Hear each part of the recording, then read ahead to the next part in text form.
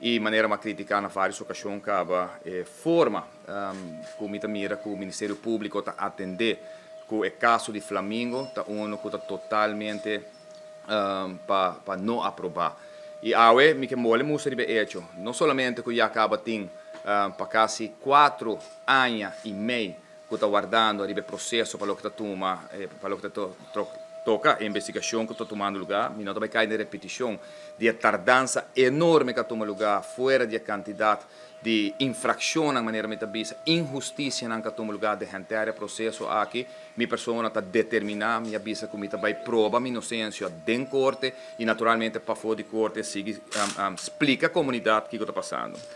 Me vai atender 4 pontos para pôr um update de o que está passando com o Flamengo.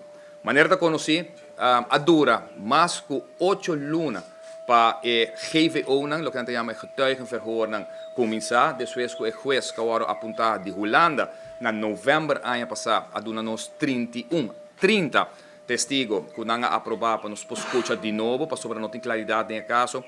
E dinang juez mes apon atenção ni badje que o ex-ministro Marisol Lopes Strom que ela bisa que tem hopi cosan que nota quadra de investigação aqui e para qual não somente ama pedir como testigo, pero juez mes a pedir também para escutar de caso aqui Marisol Lopes Strom de novo mirando que tem candidato de coisa mas bisa que nota club. Que caso so desse não? De caso aqui injustiça não que awe naturalmente me denunciar. Tapa processo de justiça na Aruba para quem está, não para Otmar, não para um político, não para um comerciante, para qualquer cidadão que porta tomando lugar no momento aqui. Agora, 8 lunas, para ora testigo na mesa com o hora escutar, lamentavelmente, naturalmente, para a pessoa e sua família, mas para minha pessoa, a resultar que testigo principal do caso aqui.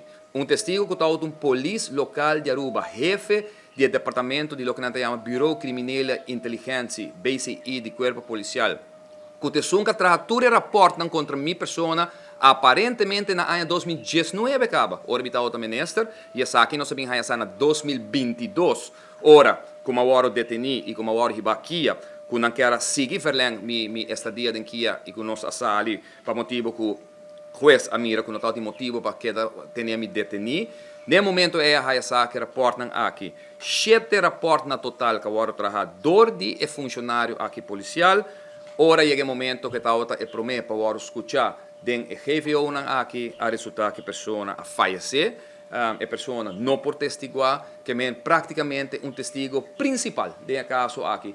Quatro 7 reportes mentiroso, enganoso, basado em falsificação e mentira.